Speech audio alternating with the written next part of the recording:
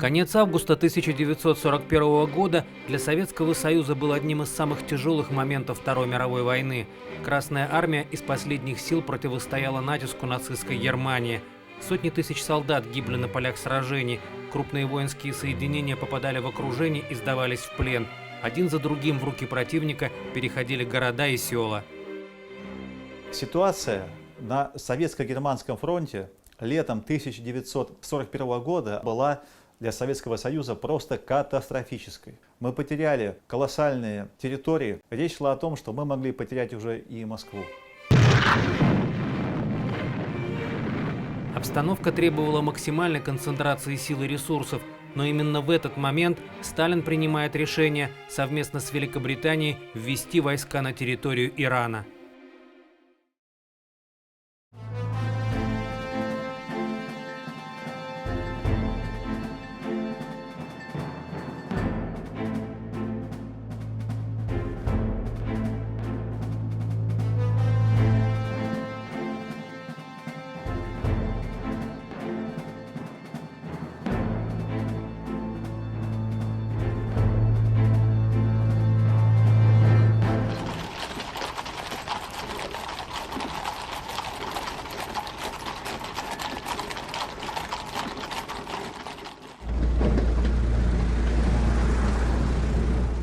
Августа 1941 года с юга в Иран пошли объединенные войска англичан и австралийцев.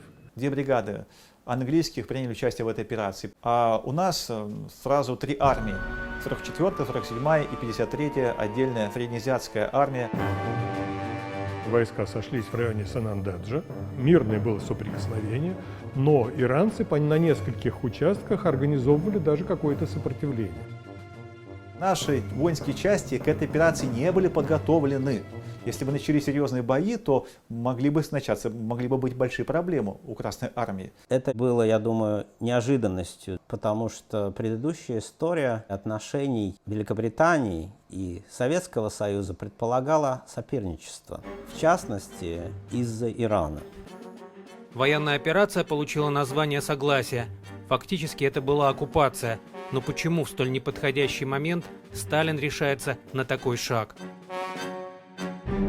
Смысл операции «Согласие» – исключить возможность того, чтобы Иран стал орудием в руках Третьего Рейха.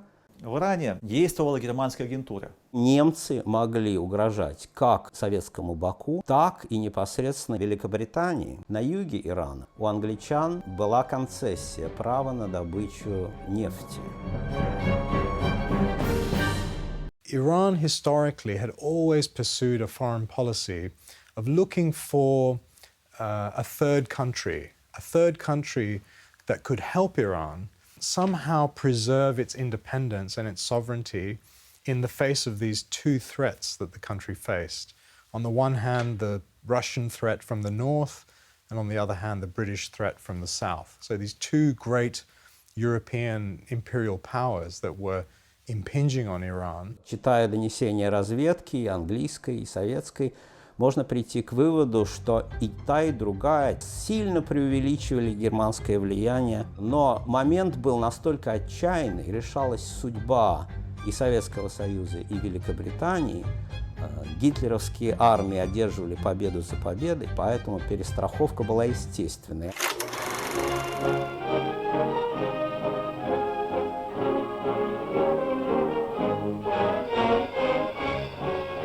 Очередная эскадрилья готова к полету.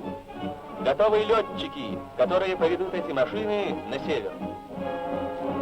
Сталин понимал, что вряд ли англичане, и тем более американцы, будут воевать живой силой. А вот помощь военной техникой могла быть организована через территорию Ирана. В сентябре-октябре 1941 года уже начинаются разговоры об оказании помощи ленд-лиза Советскому Союзу, чтобы Советский Союз мог воевать против гитлеровского рейха.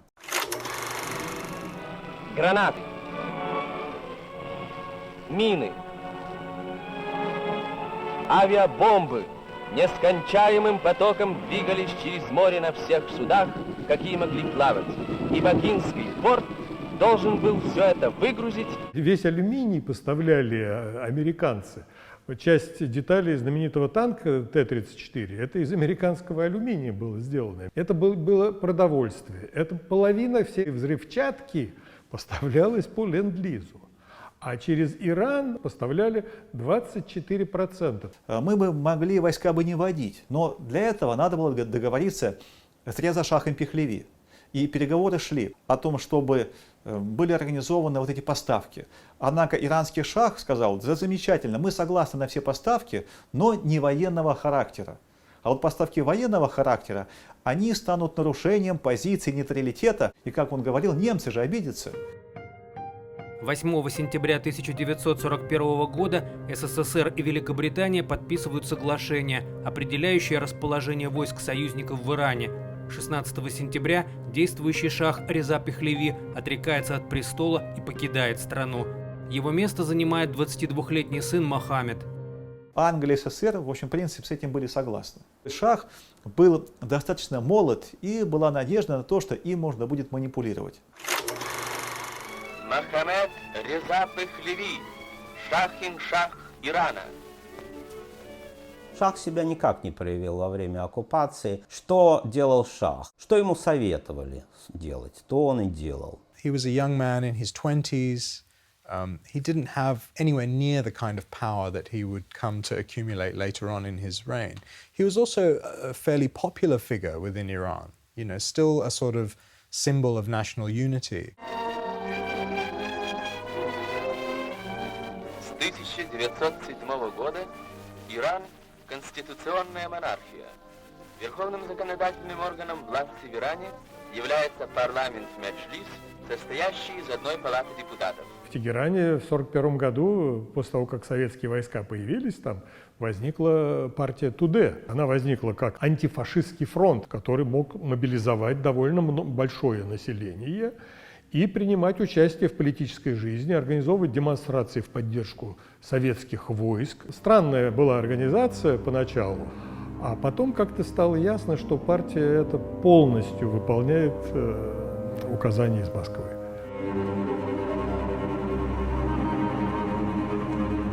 Сам факт присутствия войск, он оказывал серьезнейшее влияние на политическую обстановку в стране. В частности, скажем, назначение губернаторов в северных областях. Каждый губернатор, или кто претендовал на эту должность, он пытался встретиться с нашим послом и заявить о том, что он является другом Советского Союза. Власти шахской там уже не было. И губернаторы не могли шагу сделать без того, чтобы советское военное командование и Багиров не контролировали. Мир Джафар Багиров вообще был интереснейшей личностью. Он был из непосредственного окружения Берия. Очень неприятная была личность по всем описаниям. Получил репутацию садиста, палача. Но он стал первым секретарем Компартии Азербайджана. И его послали налаживать работу с этническими азербайджанцами на территории Ирана. Сталин назначил его первым и главным ответственным за все то, что происходило в зоне советской оккупации. Особенность территории, оказавшейся в зоне советской оккупации, заключалась в том, что большую часть местного населения составляли этнические азербайджанцы. В результате перекраивания границ, происходившего в 18-20 веках, эта нация оказалась разделена в основном между Ираном и Российской империей, позднее СССР. В Советском Союзе у них впервые появилась национальная автономия, одна из 15 советских республик. В Иране азербайджанцы проживали на территории нескольких северных провинций и мало чем отличались от других иранцев. Сталин не мог не думать о том, что после войны пребывание советских войск в северной части Ирана может быть использовано для расширения советских территорий. Но у нас нет документальных данных. Я подозреваю, что с самого начала был такой план у советского руководства Иран сделать либо страной-сателлитом с дружественным режимом, либо вообще попытаться части Ирана каким-то образом перетянуть в советскую сторону. В конце сентября 1941 года Багиров по поручению Сталина отправляет в Северный Иран группу специалистов. Это были сотрудники госбезопасности, агитаторы, врачи. Возглавляет ее высокопоставленный функционер Азиз Алиев, дед нынешнего президента Азербайджана Ильхама Алиева. Задача миссии – сформировать у местного населения максимально привлекательный образ Советского Союза. В поддержку им мобилизуются огромные материальные ресурсы. В Иране стала интересна культурная жизнь, проводятся ремонты дорог. Советский Союз предоставил голодающему Ирану пшеницу. Уже начинали говорить о каких-то колхозах, совхозах и так далее. То есть это забегали вперед. Багиров тут очень сильно помог, потому что был экстремист. Мир Джафар, что называется, рвал и металл. Он работал не за страх, а за совесть. И тех людей, в основном из госбезопасности, азербайджанцев, которые он посылал из Баку на работу в Северный Иран, они тоже были воодушевлены не столько коммунистическими идеями братства людей, сколько националистическими идеями. Форсирование событий и националистический характер агитации встревожили не только представителей шахской власти на местах, но и Министерство иностранных дел СССР. В результате Москва сначала потребовала от Багирова уменьшить активность эмиссаров из Баку, а весной 1942 года и вовсе приказала группе Алиева вернуться обратно. В условиях, когда окончание войны было еще под вопросом, советская сторона старалась не нарушать зыбкого согласия между державами-союзницами.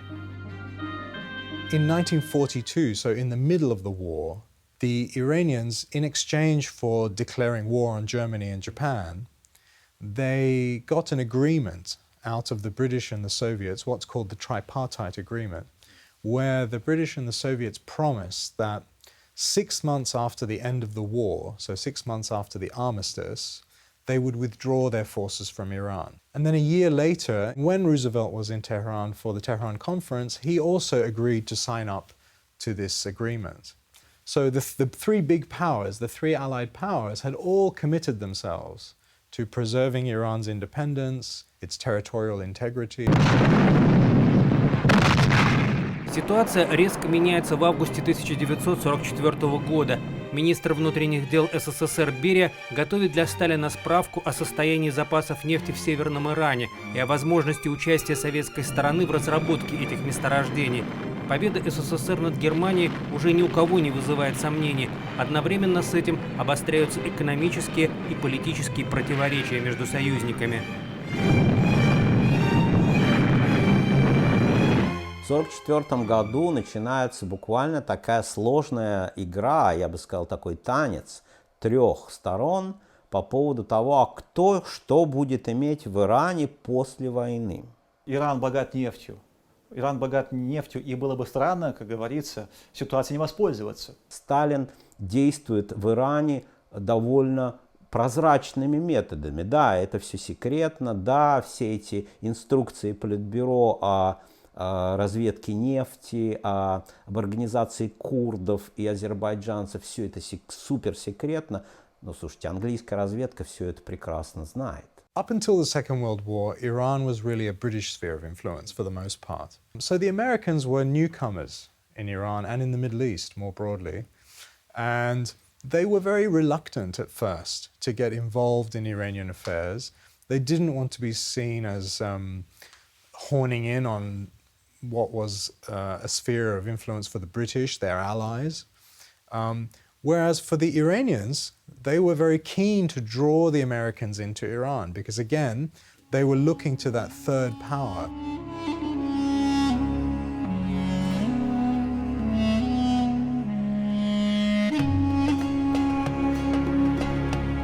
Сталин послал своего друга Сергея Ковторадзе, с которым он был знаком по ранней большевистской деятельности, подполью и так далее.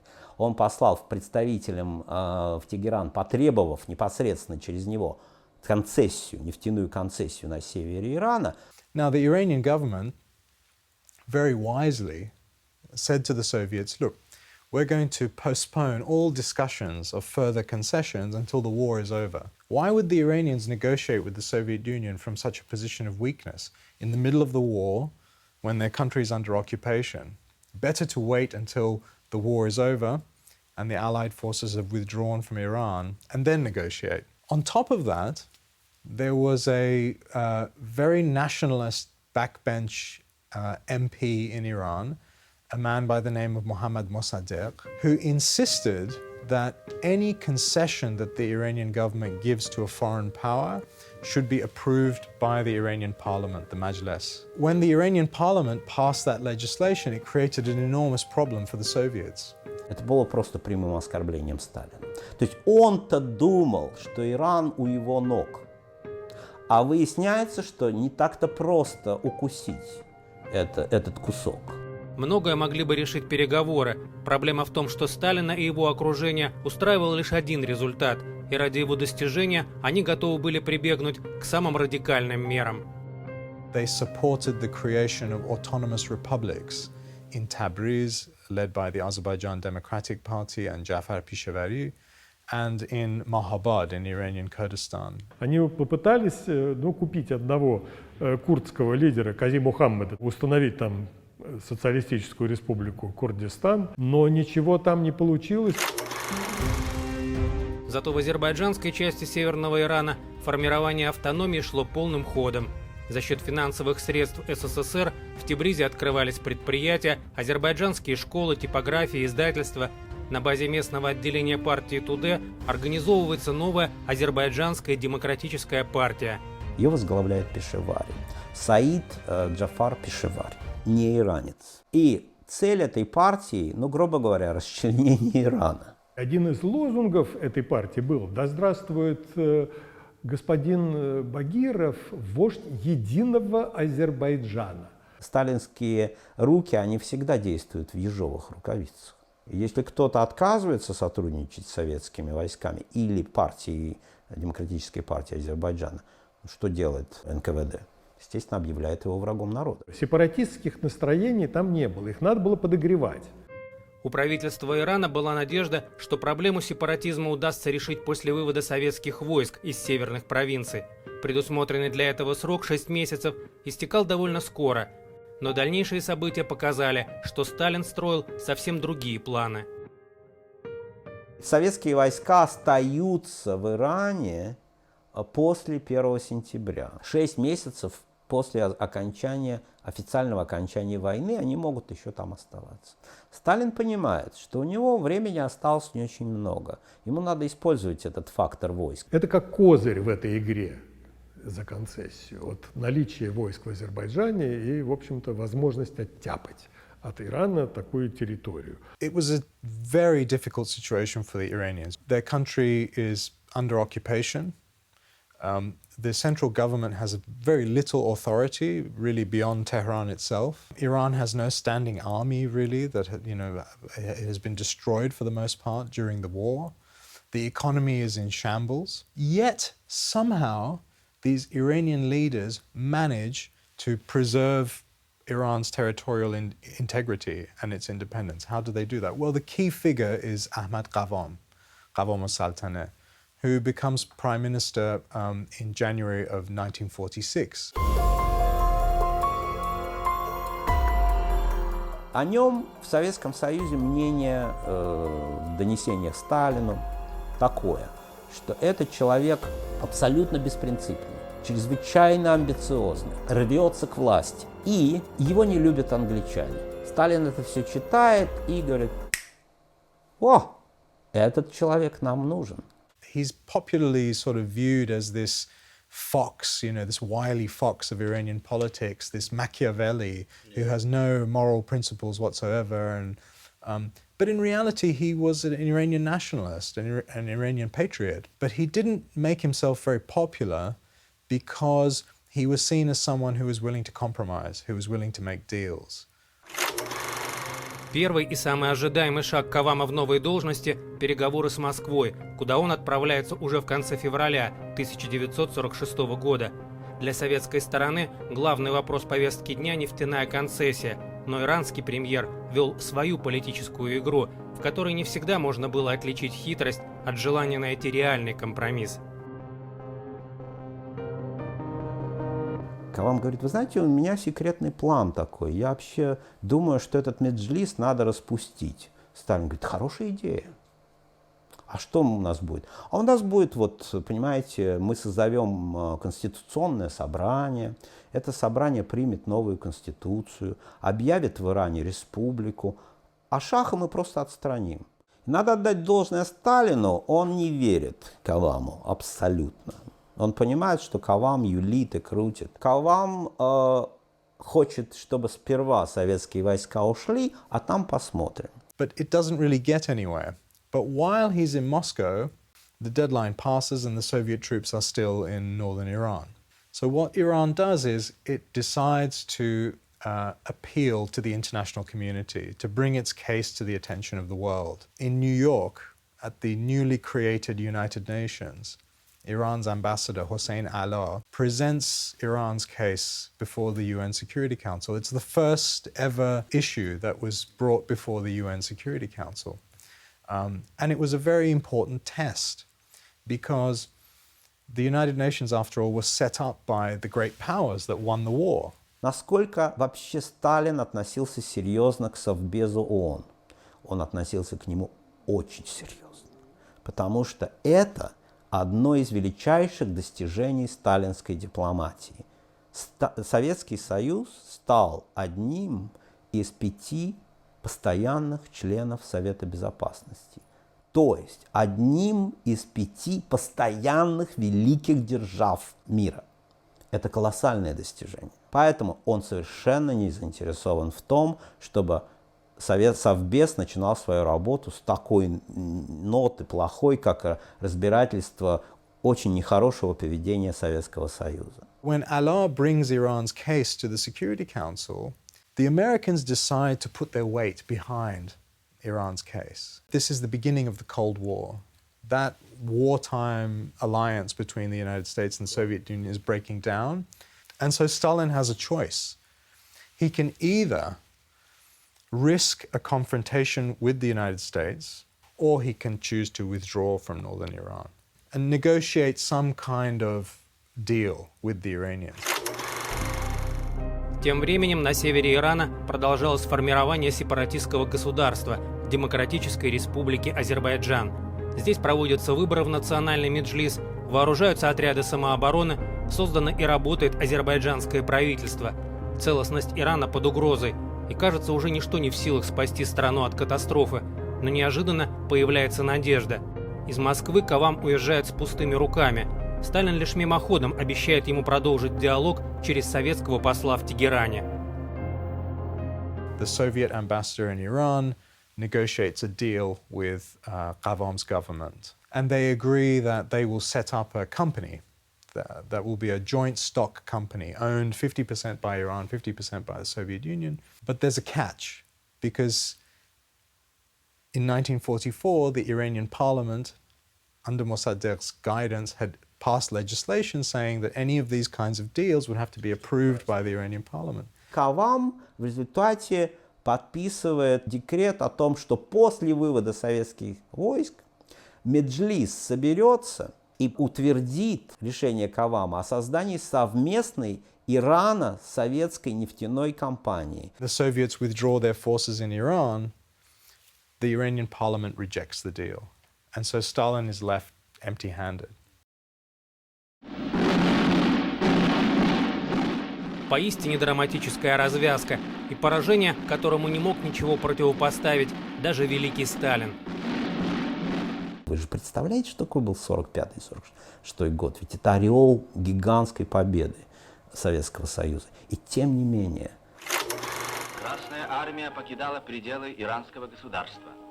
Она была здесь во время войны вместе с войсками союзников и обеспечила спокойствие и неприкосновенность границ дружественного Ирана. В конце марта начался вывод советских войск из Ирана. Под музыку, с цветами, выступлениями благодарных иранцев операторы кинохроники из Москвы подробно снимали происходящее на кинопленку, но всесоюзный блокбастер из этого так и не получился. Задуманный режиссером Сталиным финал обернулся провалом, а не хэппи-эндом. Мгновенно вслед за уходом советских войск туда устремились иранские войска, которые стали наводить свой порядок. И порядок они наводили самым кровавым образом. Iran could have gone a very different direction in its history. Like the countries of Eastern Europe, like Romania, like Bulgaria, like Poland, at least half of Iran could have fallen behind what Churchill called the Iron Curtain. And very luckily, Iran escaped that fate. It managed to preserve its independence and territorial integrity. У всех иранцев есть как где-то подкорковое чувство опасности, исходящее от северного соседа. Да, великая, огромная страна, но она может быть непредсказуемой. Мы захватим вашу территорию, пошли со своими международными договорами. Психология гопника, который чужое имущество, чужую землю захватывает, она до сих пор жива. Восток Украины, Крым, марионеточные государства в Грузии, Приднестровье. Это отголоски вот той самой сталинской парадигмы. Мне кажется, главный урок иранского кризиса, что никто не может нарушить международное право без значительных серьезных последствий.